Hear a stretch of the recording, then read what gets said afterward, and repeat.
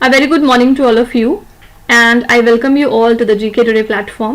I'm Nuzat Sana और आज हम डिस्कस करेंगे 14th और 15th ऑफ जुलाई के सबसे मोस्ट इम्पॉर्टेंट करंट अफेयर्स। कल संडे था, आई होप कि आपने थोड़ा रेस्ट करने के साथ साथ कुछ पुराना रिवाइज भी किया होगा और जो भी हमने एक हफ्ते में पढ़ा, संडे इसीलिए होता है ताकि आप उसको अच्छे तरीके से रिवाइज और रिटेन कर सकें, ठीक है, ताकि मंडे से वापस आप फ्रेश होके कुछ नया पढ़ने के काबिल हो सकें। तो चलिए फिर अपना सेशन हम स्टार्ट करते हैं। पहला क्वेश्चन है, recently which country becomes the 5th member of the Colombo security conclave. इसमें से कौन सी कंट्री है जो 5वीं मेंबर बन चुकी है कोलंबो सिक्योरिटी कॉन्क्लेव की?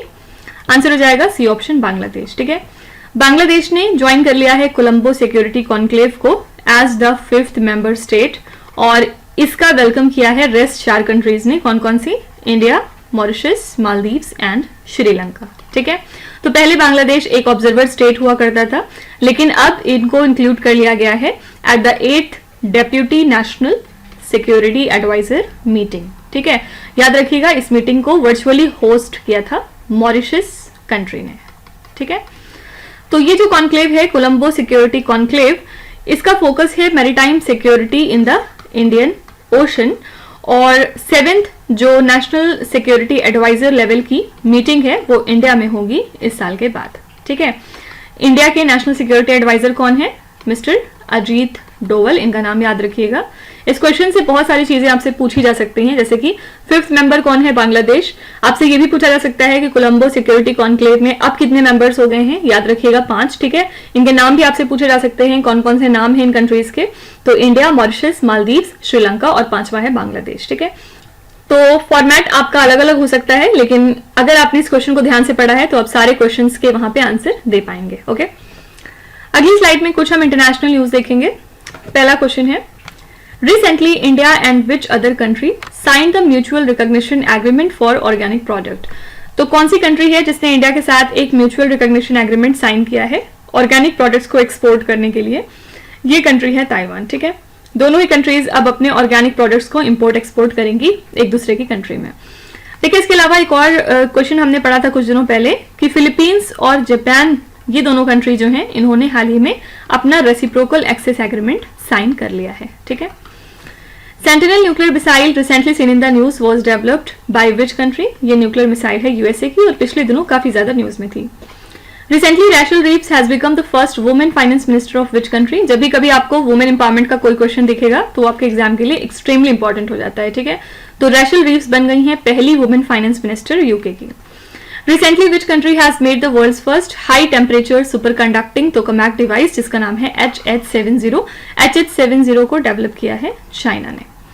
Which African country recently passed a law banning marriage for children under the age of 18 years? ये कंट्री है सियरा लियोन। ठीक है, इन्होंने एक लॉ पास किया है जिसके अकॉर्डिंग अब 18 साल से कम के जो भी बच्चे हैं, 18 साल से कम उम्र के, उनकी शादी नहीं हो सकती। ठीक है, बैन करता है ये लॉ। आगे बढ़ने से पहले एक चीज और, कल कमेंट्स में किसी ने लिखा था कि आपकी राइटिंग मैम डॉक्टर की तरह है और आप बहुत घसीट के लिखती हैं, तो इस चीज को मैंने नोट डाउन कर लिया है और मैं कोशिश करूंगी कि मैं अपनी राइटिंग को थोड़ा बेटर करूं। और बाकी आप थोड़ा सा ध्यान दीजिएगा, जो भी मैं लिख रही हूँ उसको मैं बोल भी रही हूँ, तो आप थोड़ा सा वॉइस पे भी फोकस करिए और बाकी राइटिंग मैं कोशिश करती हूँ इम्प्रूव करने की। ठीक है, सेकेंड क्वेश्चन पे चलेंगे। What is the primary objective of the GRSE accelerated innovation nurturing scheme recently seen in the news? इस स्कीम का मेन पर्पज क्या है, आपको ये पूछ रहा है। देखिए, हमारे जो रक्षा राज्य मंत्री हैं, कौन है? श्री संजय सेठ। इन्होंने हाल ही में लॉन्च किया है इस स्कीम को, कहाँ पे? कोलकाता सिटी में। ठीक है, और इस स्कीम को किसने डेवलप किया है? GRSE ने, यानी कि garden read ship builders and engineers limited ने। पर्पस यहाँ पे क्या है? शिप यार्ड चैलेंजेस को एड्रेस करना और टेक्नोलॉजी डेवलपमेंट को प्रमोट करना through MSMEs and the startups. ठीक है, तो ये अलाइन करता है हमारे मेक इन इंडिया इनिशिएटिव के साथ और साथ ही कुछ स्टार्टअप इंडिया जो पॉलिसीज हैं उनके साथ। पर्पस यहाँ पे हम ये कह सकते हैं कि है इसका इनोवेशन को फॉस्टर करना, शिप डिजाइन को एडवांस करने के लिए और उसके कंस्ट्रक्शन को बढ़ाने के लिए। ठीक है, ताकि जो हमारा आत्मनिर्भरता का कॉन्सेप्ट है, उसका ऑब्जेक्टिव है, वो फुलफिल हो सके। ठीक है, तो पर्पस क्या हो गया इस स्कीम का? To solve the problems related to shipyards and promote technology development. Okay, अगली स्लाइड में चलिए कुछ स्कीम्स पे सरसरी निगाह डालते हैं। Niyad Nellanar scheme recently seen in the news is associated with which Indian state? Niyad Nellanar scheme है छत्तीसगढ़ स्टेट की और यहाँ पे इसका पर्पस क्या है? पर्पस है फैसिलिटीज प्रोवाइड करना और बेनिफिट्स पहुंचाना उन विलेजेस को जो कि छत्तीसगढ़ के 1 किलोमीटर रेडियस में जो विलेजेस मौजूद हैं बॉर्डर पेस के, उन तक इन फैसिलिटीज को पहुंचाना। ठीक है। Which state recently launch the NTR भरोसा पेंशन स्कीम? ये स्कीम है आंध्र प्रदेश स्टेट की। और यहाँ पे पर्पस क्या है? जो भी यहाँ पे सीनियर सिटीजन्स डिसेबल्ड पीपल हैं उनके वेलफेयर के लिए ये स्कीम डेवलप की गई है। ठीक है। Recently which state government launch the मुख्यमंत्री किसान सम्मान निधि स्कीम? ये स्कीम है राजस्थान की। पर्पस है welfare of farmers. Which state government recently launch मुख्यमंत्री माझी लड़की बहन स्कीम? ये स्कीम है महाराष्ट्र स्टेट की। और यहाँ पे वो सारी वुमेन जो कि 21 to 65 years of age group में आती हैं, इनको इस स्कीम से बेनिफिट पहुंचेगा। स्वामी विवेकानंद निशक्त स्वावलंबन प्रोत्साहन scheme recently seen in the news is a social security scheme of which Indian state? ये एक सोशल सिक्योरिटी स्कीम है झारखंड स्टेट की। ठीक है। What is the theme of world population day 2024? इसके लिए थीम क्या रखी गई है? सबसे पहले वर्ल्ड पॉपुलेशन डे हम ऑब्जर्व करते हैं 11 जुलाई को। ठीक है। कब से ऑब्जर्व कर रहे हैं? 1990 से। और इस दिन हम फोकस करते हैं पॉपुलेशन ग्रोथ के ऊपर, क्या उसका एनवायरमेंटल इम्पैक्ट पड़ रहा है और क्या इसके डेवलपमेंट इश्यूज हैं, इन सारी चीजों के बारे में बात की जाती है। ठीक है। तो इसको स्टैब्लिश किया था यूनाइटेड नेशंस डेवलपमेंट प्रोग्राम ने। कब किया था? 1989 में। और ये दिन बेसिकली मार्क करता है ग्लोबल पॉपुलेशन को, जब हम 5 बिलियन सरपास कर चुके थे इन द ईयर 1987। ठीक है। तो इस साल के लिए हमने थीम क्या रखी है? To leave no one behind, count everyone. और ये थीम एम्फसाइज करती है पॉपुलेशन डेटा की इंपॉर्टेंस को, कि कितना ये इंपॉर्टेंट है हेल्थ केयर और राइट्स या फिर डिफरेंट लेजिस्लेटिव लॉज को डेवलप करने में। साथ ही इससे जो नीड है मार्जिनलाइज्ड कम्युनिटी की, वो भी एड्रेस होती है। ठीक है। तो इस क्वेश्चन से आपको सिंपली 2 चीजें याद रखनी है। वर्ल्ड पॉपुलेशन डे हम ऑब्जर्व करते हैं 11 जुलाई को। इस साल के लिए हमने थीम रखी है to leave no one behind, count everyone. ठीक है। अगली स्लाइड में चलिए कुछ डेज एंड थीम्स के क्वेश्चन देखते हैं। पहला है which day is observed as world zoonosis day every year? World zoonosis day होता है 6 जुलाई को। Which day is observed as international plastic bag free day?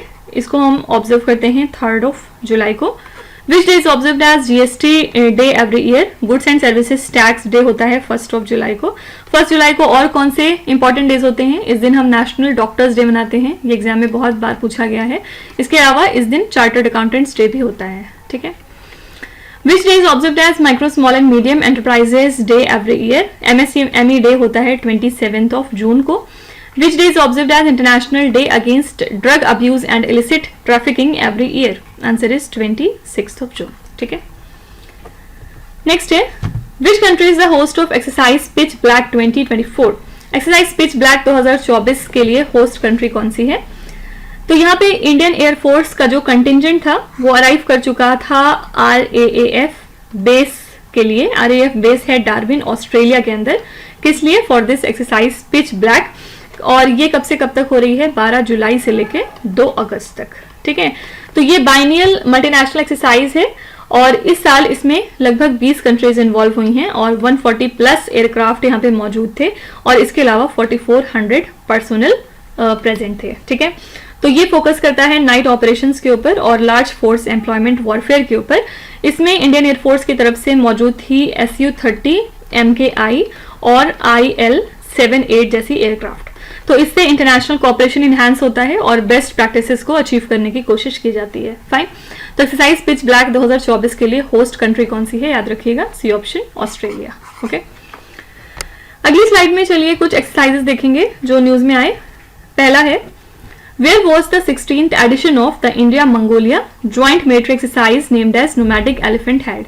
सबसे पहला क्वेश्चन यही बन जाएगा आपका कि नोमैडिक एलिफेंट नाम की एक्सरसाइज जो है ये कौन सी 2 कंट्रीज के बीच में होती है? तो इंडिया एंड मंगोलिया। और इस साल के लिए अगर हम वेन्यू की बात करें तो वेन्यू है उमरोई इन द स्टेट ऑफ मेघालय। ठीक है। Indian Army recently conducted a joint military exercise Maitri with which countries army? मैत्री कौन सी 2 कंट्रीज के बीच में होती है? इंडिया और Thailand. Okay. Recently, where was the 29th edition of the biennial Rim of the Pacific exercise held? RIMPAC exercise के लिए venue है हवाई आइलैंड्स जो कि यूएसए में है। Which countries recently participated in trilateral multi-domain exercise named as Freedom Edge? Freedom Edge के लिए कौन सी कंट्रीज इसमें इन्वॉल्व हुई हैं। तो ट्राइलेटरल है ये, यानी कि इसमें 3 कंट्रीज हैं। कौन कौन सी हैं? साउथ कोरिया हो गई पहली, यूएस हो गई दूसरी, और थर्ड है जापान। ठीक है। Exercise Hopex recently seen in the news is a joint military exercise between which 2 countries? Hopex होती है इंडिया और इजिप्ट के बीच में। क्या आप एक और एक्सरसाइज का नाम कोई बता सकते हैं जो कि इंडिया और इजिप्ट के बीच में होती है? तो अगर आपको याद है तो प्लीज आप अपना जवाब कमेंट्स में लिखिएगा। नेक्स्ट है, सारस crane recently seen in the news is the official bird of which Indian state? सारस क्रेन कौन से स्टेट की ऑफिशियल बर्ड है, आपको ये बताना है। आंसर हो जाएगा यूपी, उत्तर प्रदेश। ठीक है। तो जो 2024 का समर सेंसस हुआ है बाय यूपी फॉरेस्ट डिपार्टमेंट, इसमें इन्होंने रिवील किया है कि जो स्टेट की सारस क्रेन पॉपुलेशन है वो इंक्रीज हुई है, क्योंकि ये वैल्यू अब पहुंच चुकी है 19,918 पे। ठीक है। और ये जो 19,918 वैल्यू है ये 396 ज्यादा है अगर हम लास्ट सर्वे से काउंट करें तो। ठीक है। तो ये कंडक्ट हुआ है बाय 10,000 सिटीजन्स, और इस सेंसस में हाईलाइट हुआ है इनका कंसिस्टेंट पॉपुलेशन राइज, क्योंकि 2021 में ये वैल्यू थी 17,329 और अब ये 2023 में बढ़ के हो गई है कितनी? 19,522। तो याद रखने वाली बात क्या है, जो इटावा फॉरेस्ट डिवीजन है इसमें आपको हाईएस्ट नंबर मिलता है इस बर्ड का 3,289, और जो माऊ डिवीजन है यहाँ पे 6 क्रेन्स देखे गए पहली बार पिछले 1 डेकेड से। और उत्तर प्रदेश क्योंकि यहाँ पे लार्जेस्ट सारस क्रेन पॉपुलेशन मौजूद है तो इन्होंने इसको स्टेट बर्ड डिक्लेयर कर दिया था 2014 में। ठीक है। तो दुनिया की ये टॉलेस्ट फ्लाइंग बर्ड है जो कि वेटलैंड्स में रहती है, और याद रखिएगा ये प्रोटेक्टेड है under the schedule 4 of wild life protection act of 1972। ठीक है। आपको बताना है कि जो सारस क्रेन है ये IUCN की कौन सी लिस्ट में आती है, यानी कि इसका क्या स्टेटस है IUCN की लिस्ट में। सब लोग अपने जवाब कमेंट्स में मेंशन करेंगे। अगली स्लाइड में चलिए कुछ स्टेट करंट अफेयर्स देखते हैं। पहला क्वेश्चन है, recently which state government approve to implement the national eVidhan application project worth about 23 crore rupees in the state legislative assembly? कौन सी स्टेट गवर्नमेंट है जिसने अप्रूव किया है कि नेशनल ई-विधान एप्लीकेशन को इम्प्लीमेंट किया जाए, इस प्रोजेक्ट को, जिसकी लागत है 23 करोड़ रुपए सभी स्टेट लेजिस्लेटिव असेंबली में? तो ये डिसीजन है मध्य प्रदेश का। मध्य प्रदेश कैबिनेट ने अप्रूव किया है नेशनल ई-विधान एप्लीकेशन को, ताकि एक पेपरलेस लेजिस्लेटिव असेंबली क्रिएट की जाए under the digital India initiative. ठीक है। तो ये जो स्कीम है इसमें 60% ये फंड होती है by the government of India और इसका 40% फंड होता है by the state governments. Purpose यहाँ पे क्या है, सभी लेजिस्लेटिव असेंबलीज को यूनिफाई करना ऑन अ सिंगल प्लेटफॉर्म। इसके अलावा जो स्टूडेंट स्कॉलरशिप्स है हॉस्टल और वेलफेयर सेंटर्स में वो भी इंक्रीज हो गई है। बॉयज के लिए ये वैल्यू अब हो गई है 1230 रुपए से 1550 रुपए पर मंथ, और गर्ल्स के लिए ये वैल्यू बढ़ाई गई है 1270 रुपीज से बढ़ा के 1590 रुपीज पर मंथ। ठीक है। तो टेंडर्स जो 7 नर्मदा वैली डेवलपमेंट प्रोजेक्ट्स की हैं वर्थ 9,271 करोड़ रुपीज, इनको भी अप्रूव कर दिया गया है। ठीक है। तो यहाँ पे सिंपली याद रखिएगा आंसर है Madhya Pradesh. Upper Siang multipurpose storage project recently seen in the news is associated with which Indian state? Upper Siang multipurpose storage project है अरुणाचल प्रदेश के अपर सियांग डिस्ट्रिक्ट में, और इसको प्रपोज किया था NHPC ने। ठीक है। पर्पस यहाँ पे क्या है, 11,000 मेगावाट ऑफ पावर को जनरेट करना by harnessing the Siang river, जो कि एक मेजर ब्रह्मपुत्र ट्रिब्यूटरी है। और क्योंकि ये इंडिया का लार्जेस्ट हाइड्रो पावर प्रोजेक्ट है, बावजूद इसके लोकल कम्युनिटीज स्ट्रांगली इस बात को रेजिस्ट कर रही हैं, क्योंकि उनको डर है इस बात का कि विलेजेस कहीं सबमर्ज ना हो जाएं और लगभग 1 लाख आदि ट्राइब मेंबर्स को इसकी वजह से डिस्प्लेस ना होना पड़ जाए। ठीक है। साथ ही कुछ एनवायरमेंटल डिस्ट्रप्शंस भी हैं ऑब्वियसली। तो हमें सिंपली बस क्या याद रखना है कि अपर सियांग मल्टीपर्पज स्टोरेज प्रोजेक्ट कौन से स्टेट का है, अरुणाचल प्रदेश का। सियांग रिवर के बारे में एक बात और याद रखिएगा, सियांग रिवर ओरिजिनेट होती है माउंट कैलाश के पास से तिब्बत में, और बाद में ये ब्रह्मपुत्र बन जाती है असम में जाके। ठीक है। Bhoj wetland recently seen in the news is located in which Indian state? Bhoj wetland है भोपाल में। भोपाल कहाँ है? मध्य प्रदेश में। किस वजह से न्यूज में आया? क्योंकि फिलहाल इस साइट को यानी कि भोज वेटलैंड को रामसर कन्वेंशन की list of wetlands of international importance से रिमूव करने की बात चल रही है। क्यों? Because of potential ecological damage. ठीक है, तो कंसर्न्स रेज हो चुके हैं because of proposed road construction, जिसकी वजह से ये जो वेटलैंड है इसका कैचमेंट एरिया काफी हद तक इम्पैक्टेड हो रहा है। और रामसर कन्वेंशन ने रिक्वेस्ट किया है इंडिया की तरफ से क्लैरिफिकेशन का, यानी कि इंडिया को इसके लिए क्लैरिफाई करना पड़ेगा, उनको अपनी तरफ से सफाई पेश करनी पड़ेगी। तो इसी के साथ याद रखिएगा ये पहला स्टेप होता है डिलिस्टिंग प्रोसेस में। ठीक है, तो इंडिया की एनवायरमेंटल मिनिस्ट्री जो कि नोडल अथॉरिटी होती है फॉर वेटलैंड्स, वो अब एग्जामिन करेगी कि क्या ये जो कंस्ट्रक्शन है ये वेटलैंड के इकोलॉजिकल कैरेक्टर को अल्टर कर रहा है या फिर नहीं। ठीक है, तो भोज वेटलैंड को रामसर कन्वेंशन की लिस्ट से बाहर निकालने की बात चल रही है, इसी वजह से न्यूज में है। याद रखिएगा इसकी लोकेशन है Bhopal, Madhya Pradesh. Which state government recently announced free higher education policy for EWS, SEBC, OBC girls? तो इन सारी कैटेगरी की गर्ल्स को फ्री हायर एजुकेशन प्रोवाइड करने की बात कर रहा है महाराष्ट्र स्टेट। इसके लिए इन्होंने स्कीम को जारी किया है। Recently, former Chief Justice of India UU Lalit has been appointed as the head of panel for appointment of vice chancellors in which Indian state? इसके लिए हेड बनाए गए हैं UU ललित। कौन से स्टेट के लिए? वेस्ट बंगाल के लिए। ठीक है, Which organization recently signed a nearly $700 million contract to produce more Stinger missiles? यहाँ पे आंसर हो जाएगा NATO, North Atlantic Treaty Organization. ठीक है, इन्होंने साइन की है लगभग $700 मिलियन का contract to produce more Stinger missiles. और FIM-92 स्टिंजर एक man portable surface to air missile system है जिसको कि डिजाइन किया गया by the American defence industry, और ये एंटर हो चुकी थी यूएस आर्मी सर्विस में सिंस 1981 से इसको यूएस यूज कर रहा है। और साथ ही यूएस फोर्सेस के अलावा इसको 29 और भी कंट्रीज हैं जो कि यूज करती हैं। और ये एक लाइटवेट मिसाइल है जिसमें एक पैसिव इंफ्रारेड सीकर है, साथ ही फायर एंड फॉरगेट की कैपेबिलिटी है इसके अंदर, और ये अपने टारगेट्स को हिट कर सकता है अप टू 11,500 फीट। साथ ही इसकी रेंज कितनी है? 5 माइल्स। ठीक है, तो ये जो लॉन्चर है इसका वेट है लगभग 15 किलो का, और ये रियूजेबल है और आप इसको कैरी कर सकते हैं फॉर शॉर्ट रेंज डिफेंस। ठीक है, तो यहाँ पे नाटो जो है इन्होंने एक कॉन्ट्रैक्ट साइन किया है $700 मिलियन का to produce more Stinger missile. NATO का full form North Atlantic Treaty Organisation. इसका हेडक्वार्टर लाई करता है ब्रुसेल्स में।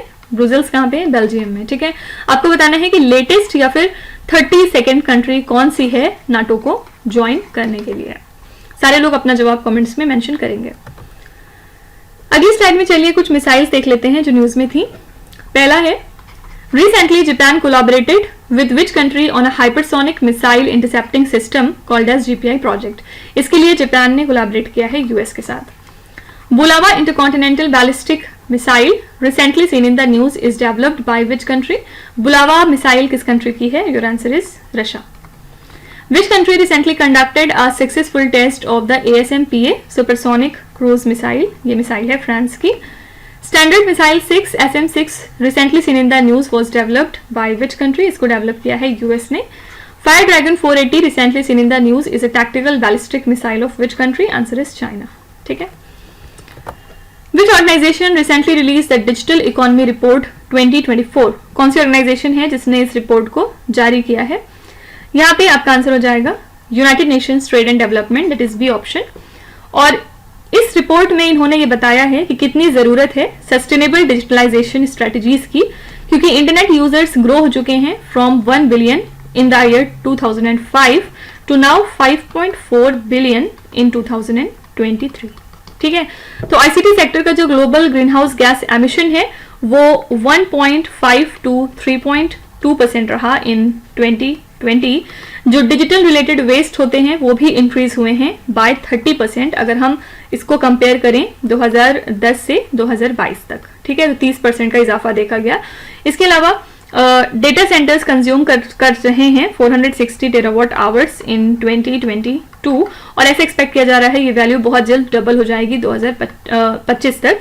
इसके अलावा जो क्रिटिकल मिनरल डिमांड है वो भी इंक्रीज होगी by 500% by the end of 2050। तो रिकमेंडेशंस क्या क्या इन्होंने दिए हैं कि जैसे हमें एक सर्कुलर इकोनॉमी मॉडल अडॉप्ट करने की जरूरत है, एनवायरमेंटल स्टैंडर्ड्स को इन्फोर्स करने की जरूरत है, इसके अलावा रिन्यूएबल एनर्जी में इन्वेस्ट करना जरूरी है, और सस्टेनेबल बिजनेस मॉडल्स को प्रमोट करना चाहिए। ठीक है, तो यहाँ पे हमें बस ये याद रखना है कि रिपोर्ट किसकी है? United nation trade and development की। और इस रिपोर्ट के इनसाइड जो बातें हैं वो सिर्फ अंडरस्टैंडिंग के लिए होती हैं, ये सब चीज़ें वनडे एग्जाम में आपसे नहीं पूछा जाएगा, ठीक है। यूजुअली जब आप कहीं ऐसे वगैरह लिखते हैं या अगर आप कहीं पे मेंस एग्जाम दे रहे हैं तो फिर ये क्वेश्चन बन सकता है, लेकिन फिलहाल वनडे एग्जाम के लिए इतना काफ़ी है कि इस रिपोर्ट को किस ऑर्गेनाइजेशन ने पब्लिश किया। Answer is United Nations Trade and development. अगली स्लाइड में चलिए हम कुछ ऑर्गेनाइजेशंस देख लेते हैं जो न्यूज़ में आए। पहला है, Recently, which organization has launched the Medical Devices Information System? कौन सी ऑर्गेनाइजेशन है जिन्होंने लॉन्च किया है मेडिकल डिवाइसेस इंफॉर्मेशन सिस्टम को? आंसर हो जाएगा वर्ल्ड हेल्थ ऑर्गेनाइजेशन, ठीक है। और ये क्या है? बेसिकली ये एक तरह का ऑनलाइन प्लेटफॉर्म है जो कि ग्लोबल एक्सेस आपको प्रोवाइड करता है to the information on 2301 types of medical devices, okay. तो ये रिसोर्स हेल्प करता है डिसीजन मेकिंग में for the selection, procurement and the use of medical devices for diagnostic and treatment of various diseases। ये platform cover करता है लगभग 10,000 medical technologies को, from simple tools like thermometers to complex equipment like radiotherapy devices. इससे access enhance होगा और navigation बढ़ जाएगा for the health care providers, ठीक है। तो मेडिकल डिवाइसेज इंफॉर्मेशन सिस्टम को लॉन्च किया है वर्ल्ड हेल्थ ऑर्गेनाइजेशन ने। Recently, which organization has released the Financial Inclusion Index? ये इंडेक्स जारी किया है रिजर्व बैंक ऑफ इंडिया ने, और इनके मुताबिक ये इंडेक्स राइज हुआ है एक्चुअली, क्योंकि पहले मार्च 2023 में इनकी ये वैल्यू थी कितनी, 60.1, और अब ये एक साल में यानी कि मार्च 2024 में बढ़ के हो गई है कितनी, 64.2, ठीक है। Which organization recently released the report Planet on the Move Reimagining Conservation at the Intersection of Migration, Environmental Change and Conflict? इस रिपोर्ट को पब्लिश किया है IUCN ने, ठीक है। Recently, there was the 24th meeting of the Councils of Heads of State of Shanghai Cooperation Organization held. ये जो 24वीं meeting थी ये कहाँ पे हुई है? Answer is Astana in the country of Kazakhstan. Which organization recently released the report titled as Aid for Trade in Action, Supporting the Transition to Clean Energy? ये report है वर्ल्ड ट्रेड ऑर्गेनाइजेशन की, ठीक है। Next है, Umlingla Pass recently seen in the news is located in which Indian state or the Union Territory? Umlingla Pass कहाँ पे लाई करती है आपको ये बताना है। आंसर हो जाएगा लद्दाख। ये पास आपको लद्दाख में मिल जाएगा। किस वजह से न्यूज में आया? क्योंकि new space research and technologies ने हाल ही में सक्सेसफुल तरीके से टेस्ट कर लिया है 100 kgs max take off weight unmanned aerial vehicle को एट दिस पास, और ये पास लोकेटेड है 19,024 फीट पे in the eastern Ladakh along the Ladakh range. और उमलिंगला पास याद रखिएगा हाईएस्ट मोटरेबल रोड भी है वर्ल्ड की, ठीक है। इसको कंस्ट्रक्ट किया है बॉर्डर रोड ऑर्गेनाइजेशन ने अंडर द प्रोजेक्ट हिमांक, ठीक है। तो ये रोड कनेक्टिविटी को एनहांस करती है to the Line of Actual Control, और साथ ही इससे लोकल कनेक्टिविटी बढ़ती है, ऑब्वियसली इससे टूरिज्म बूस्ट होता है, ठीक है। और भी जो इंपॉर्टेंट पासेस हैं लद्दाख में वो कौन कौन से हैं? फॉर एग्जाम्पल खारदुंगला पास, इसके अलावा यहाँ पे चांगला पास भी है और तंगलांगला पास भी है। ये सारे पास आपको लद्दाख में मिलेंगे, इनकी लोकेशन याद रखिएगा, ठीक है। अगली स्लाइड में हम कुछ इंपॉर्टेंट जगहों की लोकेशन को चेकआउट कर लेते हैं जो आपसे एग्जाम में पूछी जा सकती हैं। किसी न किसी वजह से ये सारी चीजें न्यूज में थी, तो इनकी लोकेशंस को याद रखना हमारे लिए जरूरी है। वीरांगना Durgavati tiger reserve recently seen in the news is located in which Indian state? ये टाइगर रिजर्व लाई करता है मध्य प्रदेश में। Vadhavan Port recently seen in the news is a proposed greenfield deep sea port located in which Indian state? Vadhavan Port है महाराष्ट्र में। Khandwa forest recently seen in the news is located in which Indian state? ये भी आपको मध्य प्रदेश में मिल जाएगा। Udayagiri and Khandagiri caves recently seen in the news are located in which Indian state? ये caves हैं उड़ीसा में। और लास्ट है चंद्रावली केव recently seen in the news is located in which Indian state? ये केव है कर्नाटका में, ठीक है। Recently, where was the NATO summit 2024 held? NATO की समिट कहाँ हुई है इस साल? आंसर हो जाएगा ए ऑप्शन, वॉशिंगटन डीसी, ठीक है। तो recent NATO summit Washington DC में हुई है और यहाँ पे डिस्कस किया गया स्पेशली यूक्रेन का जो पोटेंशियल मेंबरशिप है उसके रिगार्डिंग। तो इस अलायंस में कंसीडर किया गया कि हमें लगभग $43 बिलियन इकट्ठा करना होगा और ये देना होगा as a military help to Ukraine over the next year. NATO की बात करेंगे तो ये एक इंटरगवर्नमेंटल मिलिट्री अलायंस है जिसमें 32 मेंबर स्टेट्स हैं, और आपको मैंने क्वेश्चन दिया है कि 32 जो मेंबर कंट्री है इसकी, उसका नाम आपको कमेंट्स में मेंशन करना है, ठीक है। हेडक्वार्टर कहाँ बताया था? ब्रुसेल्स, बेल्जियम में। तो इस साल के लिए नाटो समिट की वेन्यू कौन सी जगह है? Washington DC. अगली स्लाइड में कुछ समिट्स एंड कॉन्फ्रेंसेस के क्वेश्चन देखते हैं। Which country recently hosted the Global India Artificial Intelligence Summit 2024? Global India AI summit 2024 को होस्ट किया है इस साल इंडिया ने। Recently where was the first international dairy federation Asia Pacific summit held यूरानसिरिस Kochi in the state of Kerala. Recently where was the Swiss peace summit held, ये summit कहाँ पे हुई है? स्विट्जरलैंड में। Which country hosted the 50th G7 leaders summit? यूरानसिरिस Italy. और last है recently where was the world summit on the information society held, ये जो समिट है ये हुई है जेनेवा में, जेनेवा स्विट्जरलैंड में। ठीक है, लास्ट क्वेश्चन पे आएंगे। Recently, which state became the second state after Rajasthan to come up with legislation for the gig workers? कौन सा स्टेट है जो सेकेंड स्टेट बन चुका है राजस्थान के बाद, जिसने की लेजिस्लेशन तैयार किया है गिग वर्कर्स के लिए? गिग वर्कर से आप क्या समझते हैं?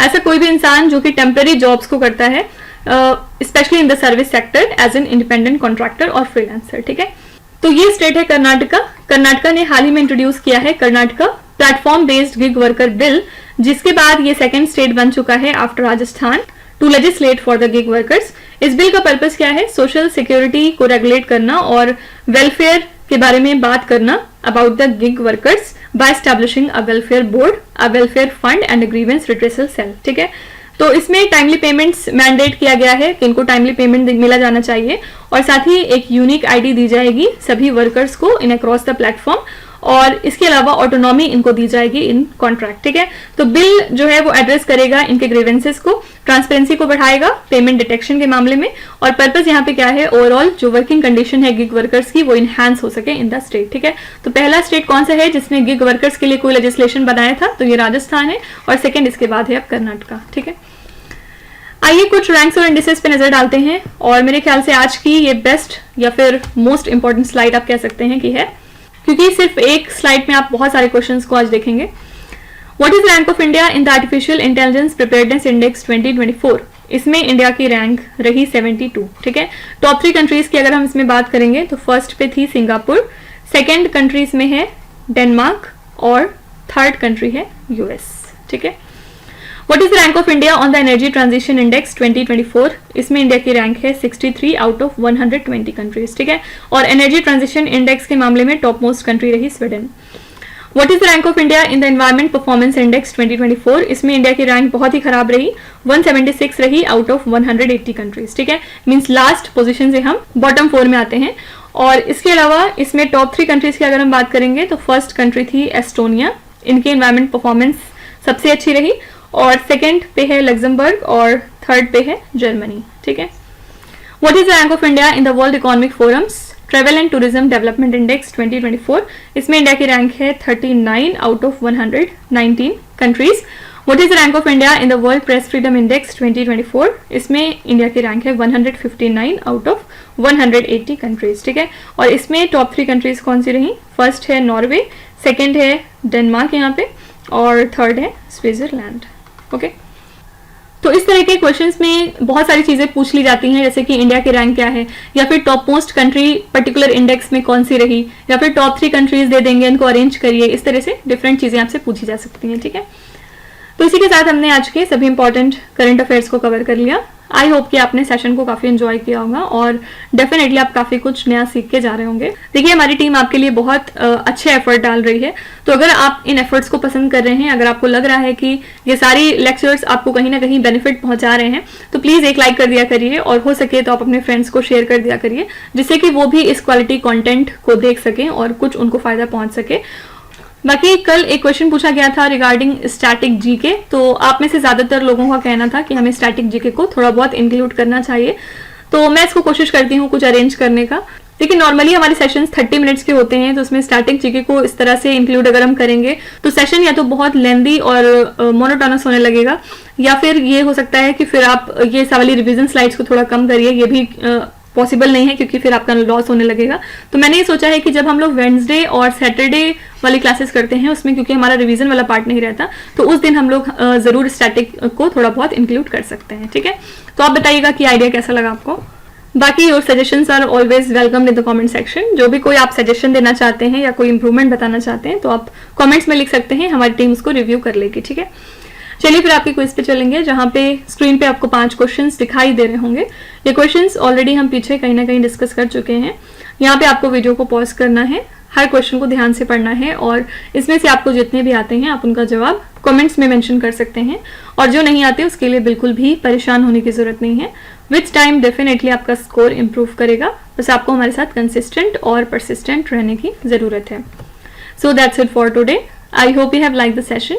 आज का सेशन आपको कैसा लगा आप ज़रूर बताइएगा कमेंट्स में। साथ ही साथ आपका कोई भी रिव्यू है, फीडबैक है या फिर सजेशन है तो वो भी आप हमें बता सकते हैं। हमें जानकर खुशी होगी और हम पूरी कोशिश करेंगे उसको इम्प्लीमेंट करने की। तो कल फिर हम मिलेंगे सेम टाइम सेम जगह कल के करंट अफेयर्स के साथ। Till then stay tuned. Thank you so much for watching, and please do not forget to subscribe to GK Today. With this, me Nuzhat Sana signing off.